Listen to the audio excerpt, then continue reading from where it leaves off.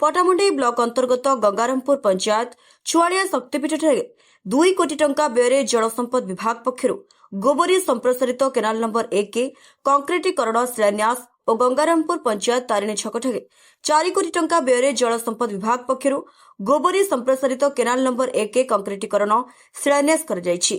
ଏହି ଉପଲକ୍ଷେ ଆୟୋଜିତ ଉତ୍ସବରେ ରାଜନଗର ବିଧାୟକ ଧ୍ରୁବ ସାହୁ ମୁଖ୍ୟ ଅତିଥି ଭାବେ ଯୋଗଦେଇ କେନାଲ କଂକ୍ରିଟିକରଣର ଶିଳାନ୍ୟାସ କରିବା ସହିତ ଏହି ପ୍ରକଳ୍ପ ସମ୍ପୂର୍ଣ୍ଣ ହେଲେ ସ୍ଥାନୀୟ 3ଟି ପଞ୍ଚାୟତର ଚାଷୀମାନେ ଉପକୃତ ହୋଇପାରିବେ ବୋଲି ପ୍ରକାଶ କରିଥିଲେ।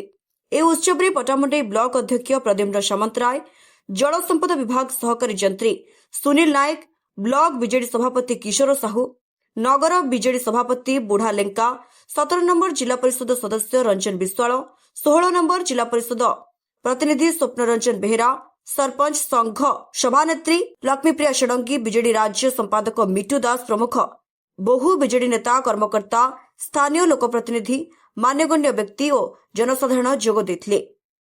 पटामुंडई ब्लॉक 1 नंबर केनाल एवं 1.5 नंबर केनाल ये दुईटीर केनाल लाइनिंग एवं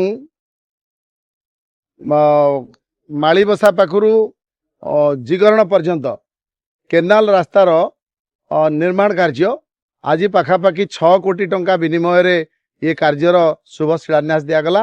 विशेषकर चाषी भाई मानकर आपणकर गंगारामपुर, अरड़पल्ली, जरिया, बड़पड़ा, बड़मनपुर ये 5 कोटी पंचायतर चाषी मानकर समस्या समाधान दिगरे ये प्रोजेक्ट गुड़िक कार्यकारी हम। तेणु ये विकास धारा आगको बढ़ुची। राजनगर पटामुंडई वासी आशीर्वाद रे ये विकास धारा को आमे आगको नौच। पटामुंडई जुबेश कुमार नायक को रिपोर्ट, स्वतंत्र ओडिशा लाइव।